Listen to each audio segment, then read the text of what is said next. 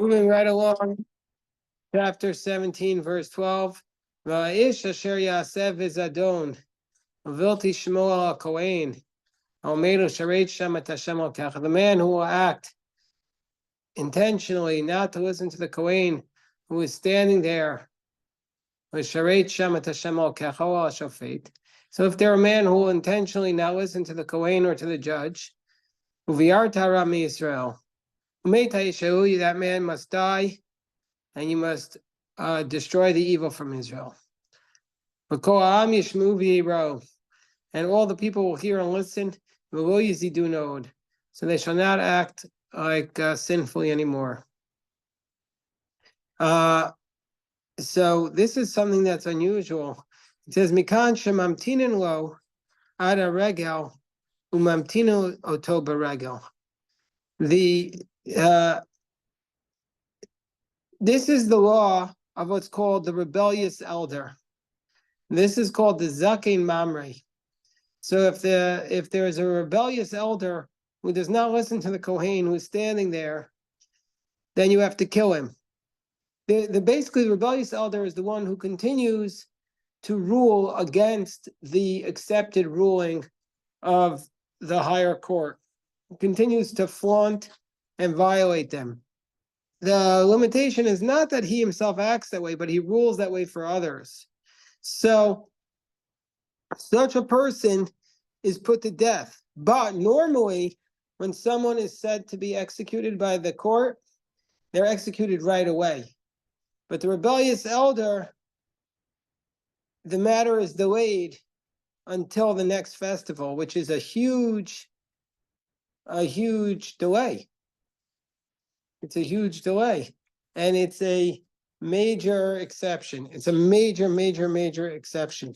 Is not it worse to be executed in front of this crowd in Yerushalayim? Well, they want to teach everybody the lesson about him. But let's just see here. So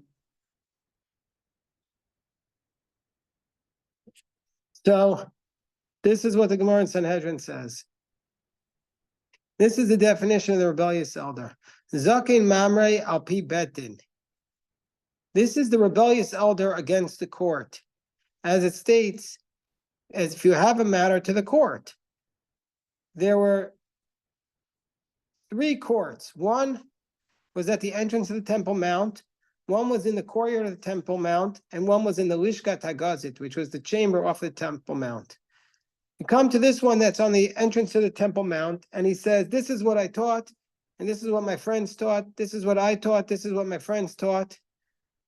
If he listens, he says to them, but if not, he comes to the entrance to the courtyard, and he says, this is what I taught, this is what my friends taught, this is what they taught me, this is what they taught my friends. If they listen, he says to them. If not, they both come to the higher court in the Lishkat HaGazis, which from the Torah goes out to all of Israel. And that's where the higher court decides the matter. Let's say then, so the high court has established that the law is not like him. He comes back to his city. He goes back there and he continues to teach in the manner in which he taught before. He's exempt. He's allowed to continue to teach his interpretation. He'd be exempt. But if he rules to do that way, if he gives a legal ruling in violation of the ruling of the Sanhedrin, then that's when he gets in trouble. Then he's liable. It says, the man who will act willfully, he's only going to be responsible when he rules that way. So if there's a student who rules to act this way, he's exempt, because it's only if you're a rebellious elder that only if you're an elder is the ruling this way. So hold on one second. Let me just hold on.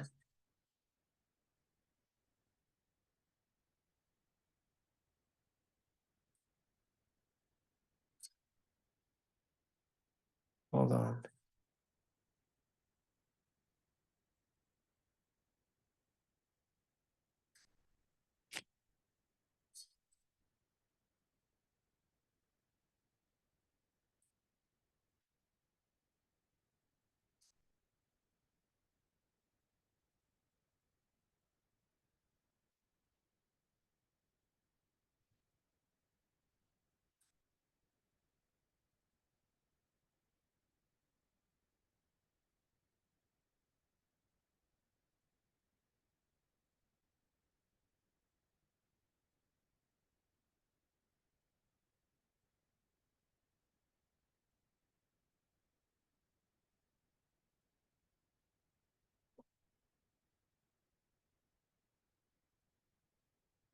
Okay.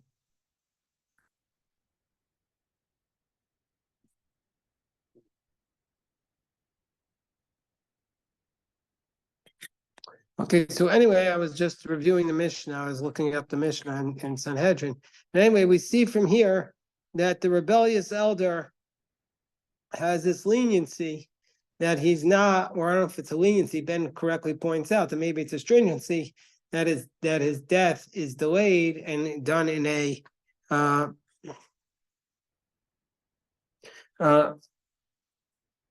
and he's executed in front of everybody. The question is there a rebellious elder? Is there such a concept today? I know I'm going on a tangent. This is not Rashi, but this is a subject that fascinates me. Rebellious elder. So I'm just going to cite two sources. The Meiri to Sanhedrin 88b. Do you know what the Meiri is? Meiri is the 14th century Provençal commentary and commentator. And he writes, there is no rebellious elder unless he argues with the whole 71 judges. But if there was amongst them, but if he argues with all 71, but if there was amongst them one of them who agrees with him, he's not killed. So, meaning to say, if there's one person who agrees with his interpretation, he's not killed. Meaning to say, there's this concept of the rebellious elder in the Torah, but the rabbis are clearly very, very uncomfortable with it. That we're going to kill somebody for giving a ruling against the normal ruling. But the Tshuvas Harash, the Rosh, who's the Rosh? The Rosh lived at the end of the 13th century in France and then moved to Spain. He writes,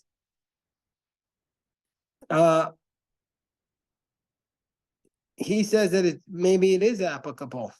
He seems to suggest that maybe it is applicable today. Okay, so anyway, we go on now that this fascinating ruling from Rashi, that based upon the Gemara in Sanhedrin, that you delay his punishment until the festival. There, when I was in Yeshiva University, there was a brilliant student who wrote an article about the Zakei Mamre as a tragic figure. And his basic argument was that the rebellious elder is required by his own convictions, by certain halachot, to continue with this ruling. But at the same time, even though he's required to continue with this ruling, he's sentenced to death. So he's like a tragic figure. Almost like a Socrates-like figure, right? Socrates. Is there a difference? So he took the hemlock, right? Socrates took the hemlock. We're on Hemlock Street. Yes, Ben. Hello, Elon. Hello, Colby. No. You need the chumash. You get the chumash?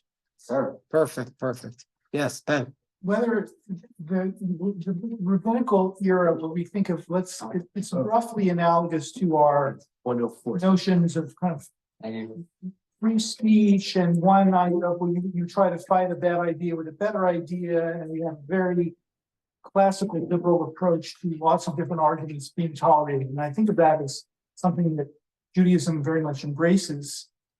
But I don't know if that would be true in the time of the high priest, when what he says goes. And we did not have such a marketplace of ideas. Well, you're asking a really deep question that I don't want to really just give a superficial reading answer to, but just a couple of points. The time of the high priest, I mean, you're talking from biblical times all the way to the end of the temple.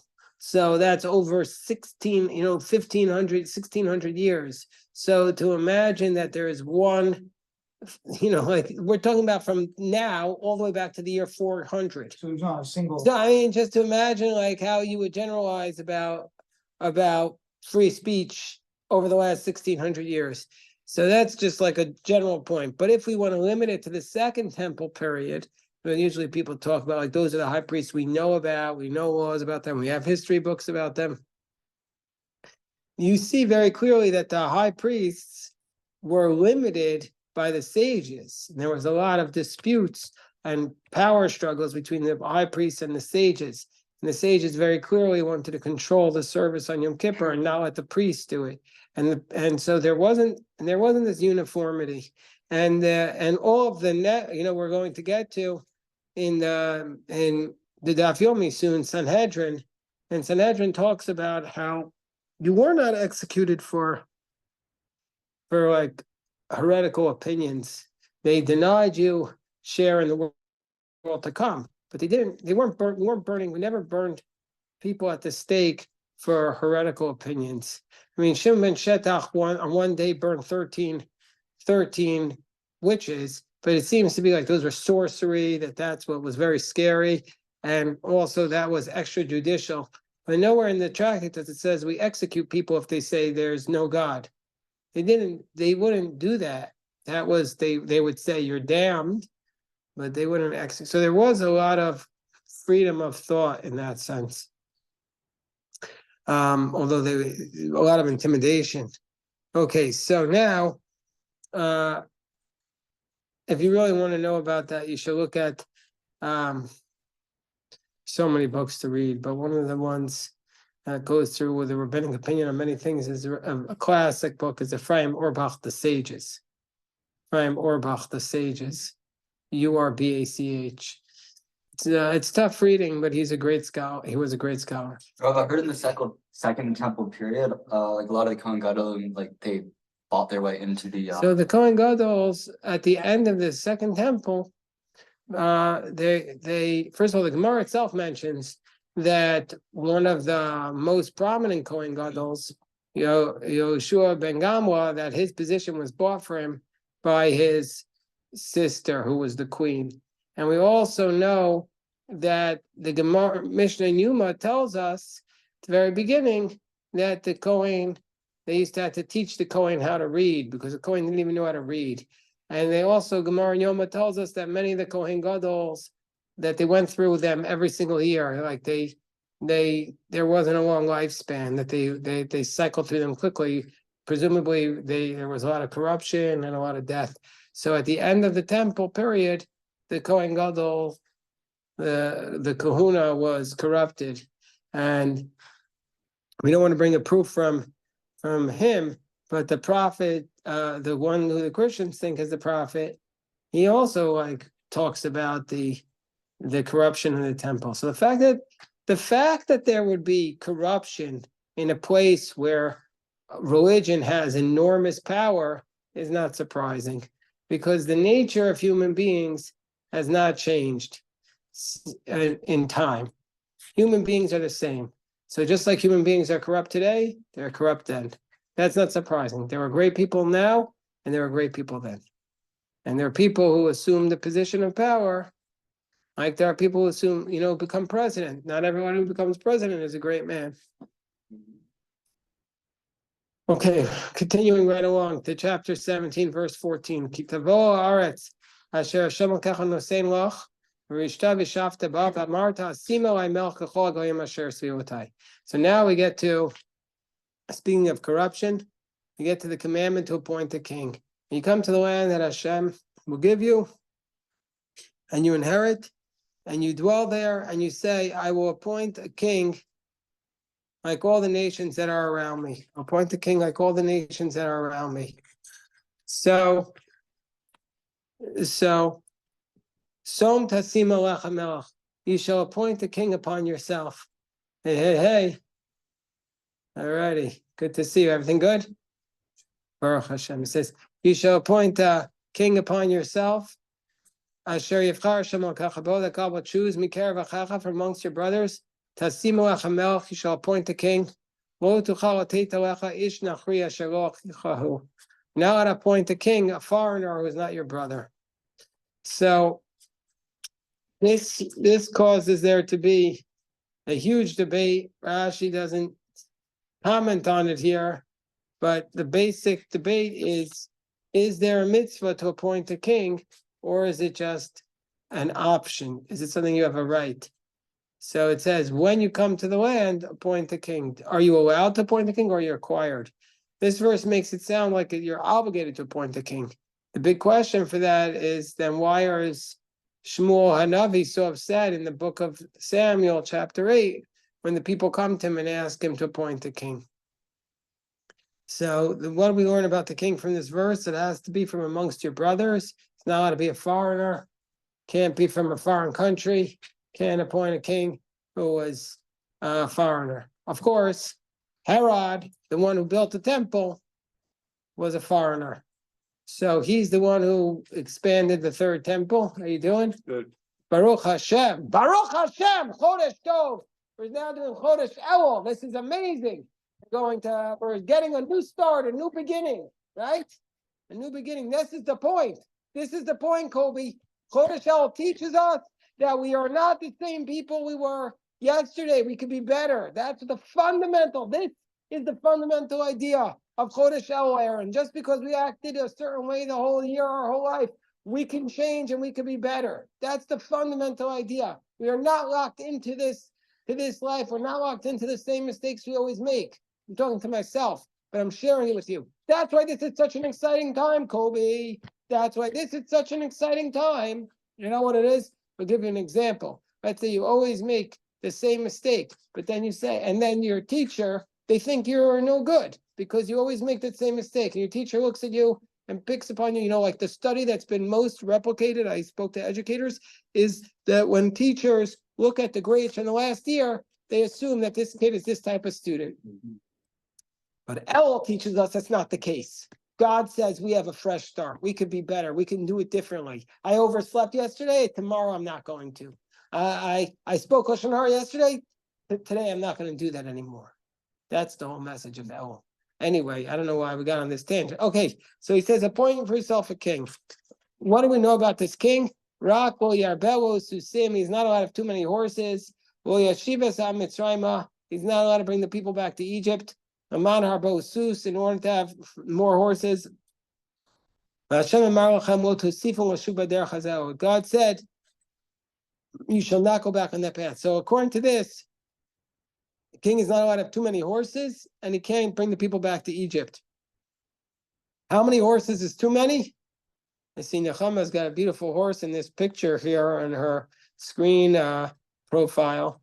It's Nechama and a horse. So that's one horse. So how many horses are you allowed? You're allowed. So Rashi tells us, based upon the Gemara in Sanhedrin, Kedei Merkafto, he should have only enough for his chariot. He should not bring the people back to Egypt. Sha'asusim ba'im misham, the horses come from Egypt, as it states.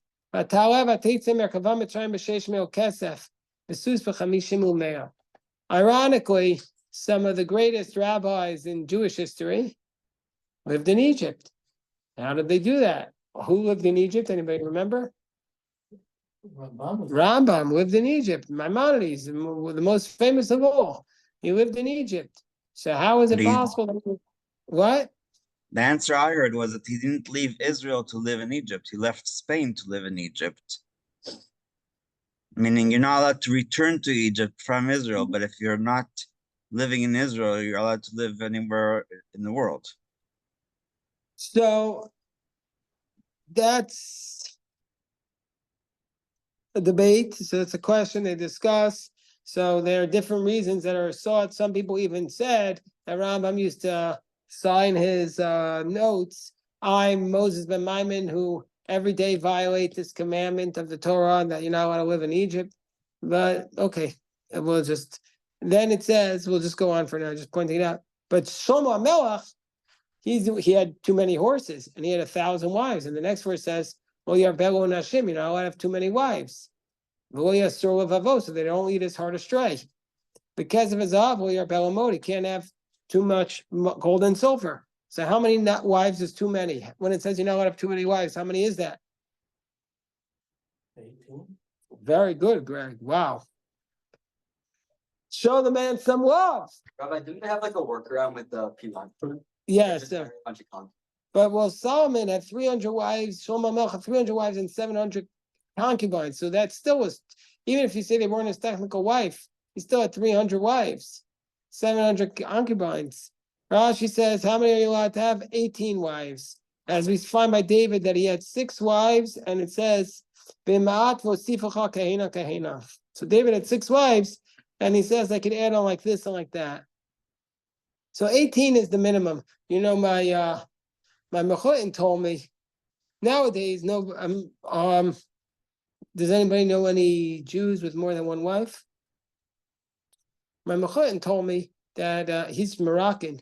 He said when he was a little boy in Morocco, he remembered that there was a Jew in the synagogue who had 2 wives.